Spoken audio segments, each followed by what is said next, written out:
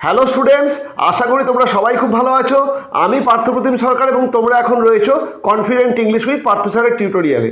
আমাদের আজকের এই tutorial West Bengal board of secondary এডুকেশনের ক্লাস 9-এর ছাত্রছাত্রীদের জন্য, যেখানে আমি পড়াবো তোমাদের যেটি lesson 11 a shipwrecked sailor by Daniel Defoe part 1 অংশটি। চলো আমরা এই গল্পটি পড়ি। তবে গল্পটি পড়ার আগে গল্পের লেখক ড্যানিয়েল ডিফোর সম্পর্কে এবং এই গল্পের কি বিশেষ বৈশিষ্ট্য রয়েছে সেটা আমরা একটুখানি জেনে নেব। বিখ্যাত ব্রিটিশ সাংবাদিক এবং লেখক ড্যানিয়েল ডিফো 1660 খ্রিস্টাব্দে জন্মগ্রহণ করেন। ড্যানিয়েল ডিফো ছিলেন একজন বহুমুখী প্রতিভার অধিকারী এবং তিনি একাধিক বিষয়ে পুস্তক রচনা করেছেন। কিন্তু যে কারণের জন্য গোটা বিশ্ব ড্যানিয়েল ডিফোকে এক ডাকে চেনে সেটি হলো তার একটি অসাধারণ সৃষ্টি রবিনসন ক্রুসো নামক উপন্যাসটির জন্য। বলা হয়ে থাকে রবিনসন ক্রুসো হলো এক জ্বলন্ত মানবতার প্রতীক, যে মানুষ বিরুদ্ধ প্রতিকূল পরিবেশকে নিজের অনুকূলে আনতে সমর্থ হয়। আমরা আজকে ড্যানিয়েল ডিফোর যে গল্পটি পড়ব, এই সিপ্রেট সেলার, সেটি তার ওই বিখ্যাত উপন্যাস রবিনসন ক্রুসোরই একটি অংশ। আমরা এই গল্পটিকে দুটি ভাগ করে পড়ব। যদিও গল্পে কোনো ভাগ নেই, কিন্তু গল্পটি অনেকটি বড় এবং আমরা আমাদের সুবিধার্থে এই গল্পটিকে পার্ট 1 এবং পার্ট 2 দুটি ভাগে ভাগ করে পড়ব। এবং আজকে আমরা এই সিপ্রেট সেলারের পার্ট 1 অংশটি পড়ব। চলো আমরা এই সিপ্রেট সেলারের পার্ট 1 অংশটা শুরু করি। আজকে আমরা যে গল্পটি পড়তে যাচ্ছি সিপ্রেট সেলার, সেটি ড্যানিয়েল ডিফোর বিখ্যাত উপন্যাস রবিনসন ক্রুসোর একটি অংশ। রবিনসন ক্রুসো উপন্যাসটি একটি জাহাজডুবিকে কেন্দ্র করে লেখা, যেখানে আমরা দেখি যে এই রবিনসন তার জাহাজ ডুবে যাওয়ার পরে সম্পূর্ণ একাকী অবস্থায় সে একটি নির্জন দ্বীপে আশ্রয় পায় এবং সেই নির্জন দ্বীপের প্রতিকূল পরিবেশকে সে কিভাবে নিজের অনুকূলে নিয়ে আসে, কিভাবে সেই যে দ্বীপে কোনো জনমানব শূন্য দ্বীপ, যেখানে কোনো মানুষের বাসস্থান নেই, এমনকি কোনোদিন পাও পড়েনি, সেই দ্বীপে রবিনসন কিভাবে দীর্ঘদিন একা লড়াই করে বেঁচে থাকে এবং পরবর্তী ক্ষেত্রে সে আবার পুনরায় মানব সমাজে মানে লোকালয়ে ফিরে আসতে পারে, তার অদ্ভুত সুন্দর বর্ণনা আমরা এই সিপ্রেট সেলারে পাবো। চলো আমরা গল্পটা শুরু করি। On September 30, 1659, I, miserable Robinson Crusoe, being shipwrecked during a violent storm, came on shore on this dismal island. 1659 সালের 30শে সেপ্টেম্বর আমি দুর্দশাগ্রস্ত রবিনসন ক্রুসো ভয়ঙ্কর ঝড়ে জাহাজ ডুবির পর এই নির্জন দ্বীপের তীরে এসে পৌঁছালাম। অসাধারণ সুন্দর একটা লাইনের মাধ্যমে এই গল্পটি শুরু হচ্ছে এবং দেখো এখানেতেই লেখক সমস্ত মানে গল্পটি কি বিষয়কে কেন্দ্র করে বা কি ঘটনার মাধ্যমে এই গল্পের জন্ম তিনি এই একটি সেন্টেন্সের মধ্যেই পুরোটিতে বর্ণনা করে দিচ্ছেন। তিনি কি বলছেন? On September 30, 1659, I, miserable Robinson Crusoe, being shipwrecked during a violent storm, came on shore on this dismal island. 1659 সালের 30শে সেপ্টেম্বর আমি দুর্দশাগ্রস্ত, মিজারেবল কথাটির অর্থ হলো দুর্দশাগ্রস্ত, আমি দুর্দশাগ্রস্ত Robinson Crusoe being shipwreck during a violent storm, ভয়ঙ্কর এক ঝড়ে জাহাজ ডুবির পরে, বিইং শিপরেক মানে হচ্ছে জাহাজ ডুবি, ডিউরিং এ ভায়োলেন্ট স্টর্ম একটা ভয়ঙ্কর ঝড়ে জাহাজ ডুবির পরে, কেম অন শোর অন দিস ডিসমেল আইল্যান্ড, এই নির্জন দ্বীপের তীরে এসে পৌঁছলাম। ডিসমেল কথাটার অর্থ হলো নির্জন, মানে ডিসলেট, যেখানে কোনো লোকজন নেই। চলো এখানে কিছু ওয়ার্ডের মানে আমরা লিখব।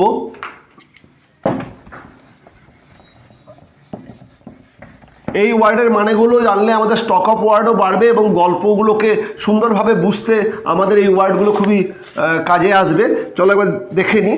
একটা হচ্ছে আমরা ডিসমেল,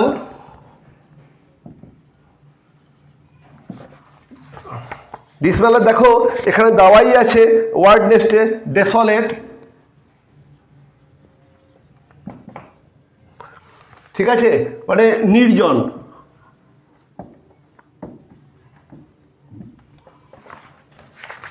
আর শিপরেক মানে হচ্ছে জাহাজ ডুবি।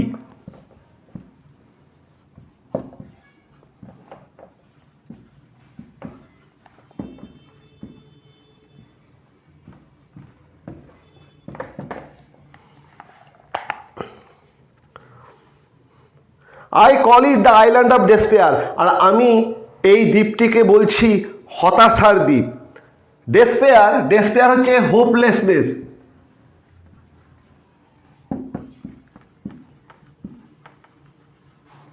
ডেসপেয়ার হচ্ছে হোপলেস। আমি এই দ্বীপটিকে বলছি হতাশার দ্বীপ। আমি রবিনসন ক্রুসো এই যে দ্বীপটিতে আমি এসে পৌঁছেছি, এই দ্বীপটিকে আমি নাম দিয়েছি বা আমি এই দ্বীপটিকে ডাকছি দ্য আইল্যান্ড অফ ডেসপেয়ার বা হতাশার দ্বীপ বলে। কেন? I was almost dead and the rest of my ship's company was down. এই দ্বীপে যখন আমি এসে পৌঁছেছিলাম তখন আমি প্রায় মৃত, আই ওয়াজ অলমোস্ট ডেড, আমি প্রায় মৃত, আমি মরে যাইনি কিন্তু আমার অবস্থা প্রায় মৃতর মতোই হয়েছিল। And the rest of my ship's company was down, আর আমার বাকি সমস্ত সঙ্গী সাথী এবং জাহাজটি সম্পূর্ণ জলের তলায় চলে গেছিলো, অর্থাৎ ডুবে গেছিল। ড্রাউন্ড হচ্ছে ডুবে যাওয়া বা সাবমার্জ, ডুবে যাওয়া। ড্রাউন্ড কথাটার অর্থ হচ্ছে সাবমার্জ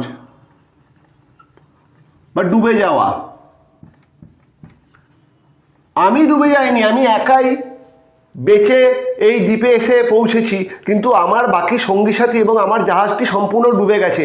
এবং যেহেতু এই সম্পূর্ণ দ্বীপেতে আমি একা এবং এই দ্বীপটি জনবসতিহীন, কোনো জনবসতি সেখানে নেই, আমি এই দ্বীপটির নাম দিয়েছি হতাশার দ্বীপ।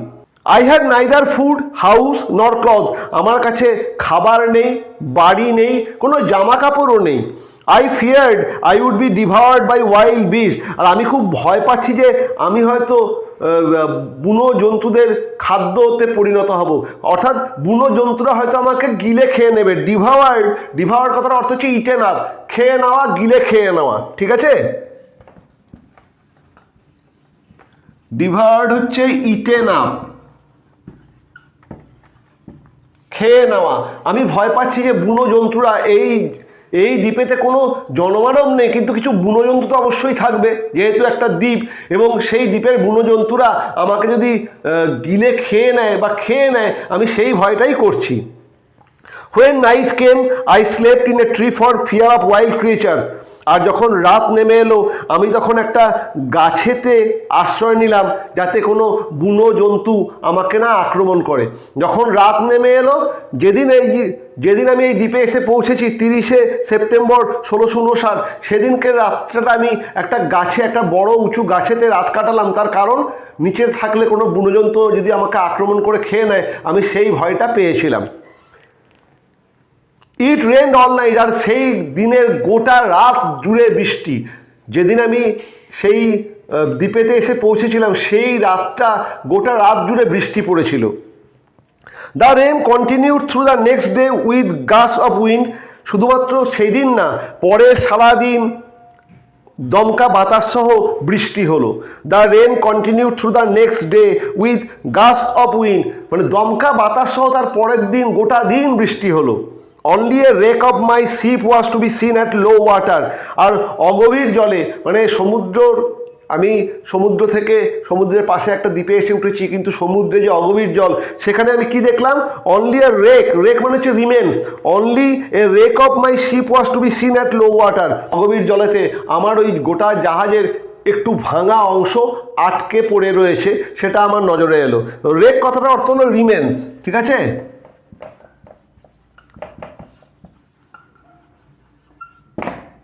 অবশিষ্টাংশ, আমার নজরে এলো যে আমার ওই গোটা জাহাজের সামান্য একটু অংশ সেই অগভীর জলেতে রয়েছে। I swam to the wreck to rescue and secure for my survival some food and other provision, আর আমি সেই অগভীর জলেতে সাঁতার কেটে সেই জাহাজের যে অংশটুকু রয়েছে সেখানে আমি গেলাম। কেন না, আমি বেঁচে থাকার জন্য খাদ্য রসদ সংগ্রহ করতে গেছিলাম। আমি দেখলাম অগভীর জলেতে জাহাজের বেশ কিছুটা অংশ তখনও রয়েছে, আমি সাঁতার কেটে সেখানে গেলাম যাতে সেই জাহাজের সেই অংশে যদি কিছু খাবার দ্রব্য খাদ্য এবং যদি আমার বেঁচে থাকার জন্য কিছু রসদ যদি আমি সংগ্রহ করতে পারি তাহলে খুব ভালো হয়। সেই ভাবনায় আমি সেই জাহাজের সেই অংশ বিশেষের কাছে অগভীর জলে সাঁতার কাটে গেলাম। I was able to collect some wood, cable, string, a knife, nails and a gun. খুব ইম্পর্টেন্ট লাইন, কী রবিনসন ক্রুসো সেই জাহাজের অংশ থেকে সংগ্রহ করেছিল, এটা আমাদের প্রশ্ন আসে। I was able to collect some wood, আমি কিছুটা কাঠ, কেবল মানে তার, স্ট্রিং মানে দড়ি, এ নাইফ একটা ছুরি, নেলস মানে পেরেক, অ্যান্ড এ গান একটা বন্দুক আমি সংগ্রহ করতে পেরেছিলাম। কী কী পেরেছিলাম? I was able to collect some wood, cable, string, a knife, nails and a গান।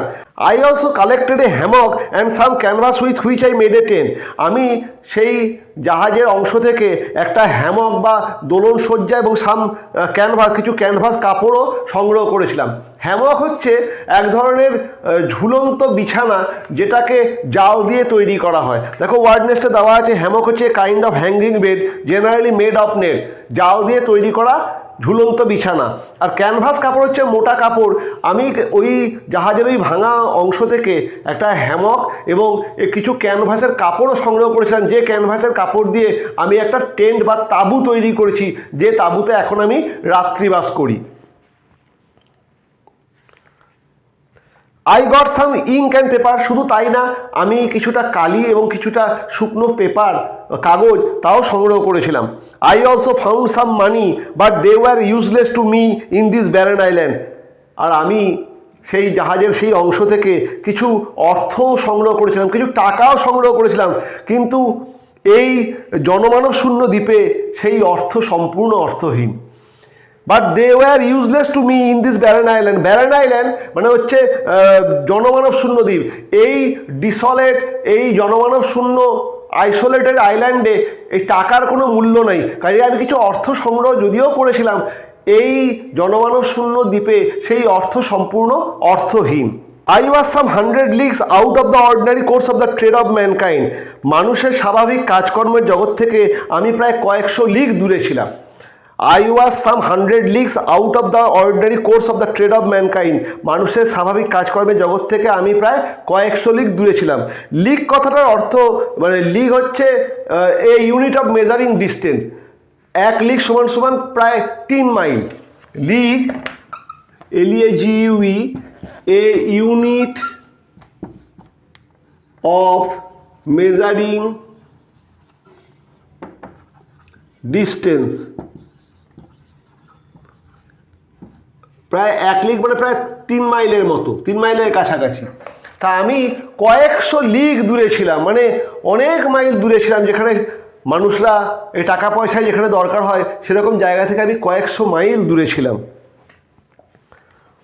I was convinced I had to spend the rest of my life alone in this wild, desolate island. আর আমি খুব নিশ্চিত ছিলাম যে আমাকে আমার জীবনের বাকি দিনগুলো এই বন্য নির্জন দ্বীপে একাকী কাটাতে হবে। মানে এমন একটা দ্বীপে এসে আমি বেঁচে যে দ্বীপে এসে উঠেছি, সেই দ্বীপের আশেপাশে খালি সমুদ্র আর কোনো লোক নেই, সম্পূর্ণ নির্জন একাকী একটা দ্বীপ। এবং আমি খুব নিশ্চিত ছিলাম যে আমার জীবনের বাকি দিনগুলো এই বুনো এই নির্জন দ্বীপে আমাকে একাকী থাকতে হবে। I search long for a place of safe habitation. আমি নিরাপদ বাসযোগ্য জায়গার অনেক খোঁজ করলাম। হ্যাবিটেশন মানে হচ্ছে বাসস্থান। আমি একটা নিরাপদ বাসযোগ্য জায়গার অনেক খোঁজ করলাম। I found a little plain on the side of a rising hill. উঁচু পাহাড়ের পাশে এক টুকরো সমভূমি আমি খুঁজে পেলাম। একটা উঁচু পাহাড়ের পাশে আমি একটা সমতল ভূমি খুঁজে পেলাম। On the rocky wall of the hill there was a hollow place worn in like the entrance to a cave. আর ওই পাথুরের দেওয়ালে ক্ষয়ে যাওয়া একটা গর্ত ছিল, যেটাকে অনেকটা গুহামুখের মতো আমি খুঁজে পেলাম।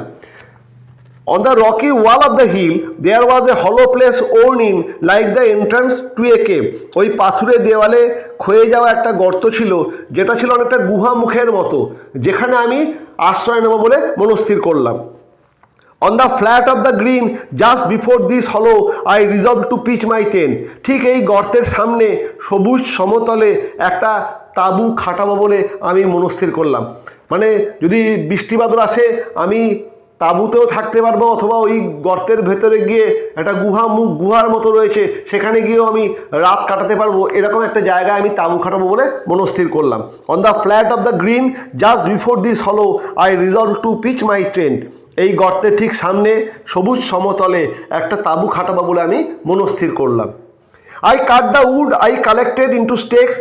যে কাঠগুলো আমি সংগ্রহ করেছিলাম, সেই মানে জাহাজ থেকে যে কাঠগুলো আমি সংগ্রহ করেছিলাম, সেগুলোকে আমি ছোট ছোট করে খুঁটির আকারে কাটলাম। স্টেক হচ্ছে উডেন পোস্ট বা খুঁটি। স্টেক কথাটার অর্থ হচ্ছে উডেন পোস্ট বা খুঁটি, আমি খুঁটির আকারে সেগুলোকে কাটলাম। I drop them into the ground in a semi circle around my tent, আর আমি সেগুলোকে অর্ধবৃত্তাকারে আমার তাঁবুর চারপাশে পুঁতলাম। পুরোটাকে অর্ধবৃত্তাকারে আমার যে তাঁবু সেই তাঁবুর চারপাশে আমরা পুঁতলাম। The stakes stood 6 inches apart from each other, প্রতিটা পোস্ট বা প্রতিটা এই খুঁটি একটি অন্যটির থেকে 6 ইঞ্চি দূরে দূরে আমি পুঁতলাম।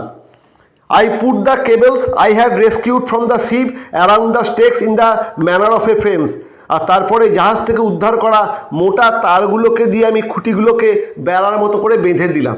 জাহাজ থেকে আমি যে মোটা তারগুলো বা কেবলগুলোকে সংগ্রহ করেছিলাম সেগুলোকে দিয়ে এই খুঁটিগুলোকে বেড়ার মতো করে ঘিরে দিলাম আমি। I used a short ladder to go over the fence, আর আমি বেড়ার উপরে যাওয়ার জন্য একটা ছোট মই ব্যবহার করলাম। Once in, I withdrew the ladder after me so that I was completely fortified against the world outside, আর একবার ভেতরে প্রবেশ করে গেলে আমি ওই মইটাকে উপরে তুলে নিতাম, এবং যখনই মইটাকে আমি উপরে তুলে নিতাম বাইরের পৃথিবী থেকে আমি তখন সম্পূর্ণ একা সুরক্ষিত থাকি। আমি একটা ছোট মই ব্যবহার করতাম এই বেড়ার উপর ওই দিকে যাওয়ার জন্য, এবং যখনই আমি বেড়ার উপরে আমি যখন চলে যাচ্ছি এবং তারপরে আমি যখনই মইটাকে ভেতরে তুলে নিচ্ছি তখন এই বাইরের পৃথিবী থেকে আমি সম্পূর্ণ একা হয়ে গিয়ে সুরক্ষিত হয়ে যাচ্ছি। ফর্টিফাইড দেখো ওয়ার্ডনেসটা দেওয়াই আছে। ফর্টিফাইড হচ্ছে সিকিওর, আমি বাইরের জগৎ থেকে সম্পূর্ণ নিরাপদ হয়ে যেতাম, মানে বাইরের কোনো জীব জন্তু বুনো প্রাণী আমার যাতে কোনো ক্ষতি করতে না পারে এই জন্য আমি একটা উঁচু জায়গাতে নিজেকে তুলে নিতাম, এবং তারপরে যে মইটার মাধ্যমে আমি সেখানে উঠতাম সেই মইটাকে সরিয়ে নিতাম। ন্যাচারালি বাইরের জগৎ থেকে আমি অনেকটা বিচ্ছিন্ন হয়ে যেতাম। Into this tent I brought all my stores and provisions, আর আমার এই তাঁবুর মধ্যে আমার যাবতীয় ভাড়ার আর রসদকে আমি তুলে এনেছিলাম। এই যে তাঁবুটা আমি একটু উঁচু জায়গাতে খাটিয়েছিলাম, এই তাঁবুতে আমি আমার যাবতীয় ভাড়ার এবং রসদ সেগুলোকে সব সরিয়ে নিয়ে চলে এসেছিলাম। After I had been on the island for 10 or 12 days, it occurred to me that I would lose the measure of time. এই দ্বীপেতে 10-12 দিন কাটানোর পরে আমার হঠাৎ মনে হলো যে আমি হয়তো সময়ের হিসেব হারিয়ে ফেলবো। কী দিন, কী রাত, আজকে কত তারিখ, আজকে কোন বছর, এইগুলো হয়তো সবই আমি ভুলে যাব, কারণ কতদিন আমাকে এই দ্বীপে থাকতে হবে আমার কোনো আইডিয়া নেই। কাজেই কোন দিন আজকে হচ্ছে বা আজকে কত তারিখ সেটাকে আমাকে হিসেব রাখার কোনো উপায় আমার কাছে নেই। হয়তো আমি এর ফলে সময়ের হিসেবটা হারিয়ে ফেলবো, এটা আমার মনে হলো। This was because I had neither watch নর ক্যালেন্ডার। তার একটাই কারণ হলো আমার কাছে কোনো ঘড়িও নেই, আমার কাছে কোনো ক্যালেন্ডারও নেই। ন্যাচারালি দিন তারিখের হিসেব আমার সব হারিয়ে যাচ্ছে, গুলিয়ে যাচ্ছে। To prevent this I cut with my knife upon a large post the date of my landing, আর এটার থেকে নিজেকে বাঁচানোর জন্য যাতে আমি আমার দিন তারিখগুলোকে মনে রাখতে পারি সেজন্য আমি কি করলাম, আমি আমার ছুরি দিয়ে একটা বড় খুঁটিতে, এই লার্জ পোস্ট একটা বড় কাঠের খুঁটিতে যেদিন আমি এই দ্বীপে এসে পৌঁছেছিলাম সেই দিনটা আমার মনে ছিল, সেই দিনটার তারিখটাকে আমি ইমপ্রিন্ট করে দিলাম, আমি কেটে ওই ছুরি দিয়ে কেটে আমি সেটা লিখে রাখলাম। I put a notch with my knife for everyday, আর তারপরে প্রত্যেক দিনের জন্য ওই কাঠের যে খুঁটি তাতে একটা করে ছুরি দিয়ে দাগ কাটতাম। যেদিন আমি এই দ্বীপেতে এসে পৌঁছেছিলাম সেই তারিখটাকে আমি ছুরি দিয়ে কাঠের উপরে লিখে রাখলাম, এবং তারপরে প্রত্যেকটা দিনের জন্য একটা করে কাঠে ওই ছুরির মাধ্যমে দাগ দেওয়া শুরু করলাম, যাতে কতদিন আমি এখানে থাকছি তার একটা হিসেব আমার থাকে। After a long spell of rain I saw some fair weather around 7th November। দীর্ঘদিন বৃষ্টির পরে 7ই নভেম্বরের সময় আবহাওয়া ভালো হলো। I spent the next couple of days making small wood boxes to keep my provisions dry from the rain, আর পরের দুদিন জিনিসপত্রকে বৃষ্টির হাত থেকে বাঁচিয়ে শুকনো রাখার জন্য আমি ছোট ছোট কাঠের বাক্স বানাতে ব্যস্ত হয়ে পড়লাম। I spent the next couple of days making small wood boxes to keep my provisions dry from the rain, পরের দুদিন জিনিসপত্র বৃষ্টির হাত থেকে বাঁচিয়ে শুকনো রাখার জন্য আমি ছোট ছোট কাঠের বাক্স বানাতে ব্যস্ত রইলাম। আজকে আমরা এতটা পর্যন্তই পড়ব, অর্থাৎ আমাদের তা শিপরেক সেলারের পার্ট 1 এতটা পর্যন্তই হবে। পরের দিন আমরা বাকি অংশটা পড়ব। কাজেই বুঝতে পারছো যে রবিনসন ক্রুসো যে যখন তার জাহাজডুবির পরে সেই নির্জন দ্বীপে একাকী এসে উপস্থিত হয়, তখন তার কাছে না রয়েছে খাদ্য, না রয়েছে বস্ত্র, না রয়েছে বাসস্থান, এবং সম্পূর্ণ একটা প্রতিকূল পরিবেশের মধ্যে আমরা দেখছি রবিনসন ক্রুসো সংগ্রাম করে নিজের জীবনকে বাঁচিয়ে রাখার চেষ্টা করছে, এবং সে তার উপস্থিত বুদ্ধি, তার সাহসিকতা এবং প্রত্যুৎপন্ন মতিত্ব দিয়ে সেই প্রতিকূল পরিবেশকে ধীরে ধীরে নিজের অনুকূলে নিয়ে আসছে। সেই সংগ্রামের কথা অসাধারণ সুন্দরভাবে আমরা পার্ট 1 অংশে দেখতে পেলাম। এই গল্পের যে পার্ট 2 অংশ, সেখানেও আমরা দেখব আরও বেশ কিছু প্রাকৃতিক প্রতিকূল অবস্থাকে রবিনসন ক্রুসো নিজের অনুকূলে নিয়ে আসবেন। আমরা সেই গল্প নেক্সট টিউটোরিয়ালে পড়ব। আর যদি আবার পড়ানো তোমাদের পছন্দ হয়, please subscribe the channel confident English with Partha sir. Video ভালো লাগলে লাইক করো, শেয়ার করো, আর কোনো প্রশ্ন থাকলে আমাকে কমেন্টের মাধ্যমে জানিও, আমি সেগুলো দেখে অবশ্যই উত্তর দেব। দেখা হচ্ছে শিপরেক সেলারের পার্ট 2 অংশ নিয়ে।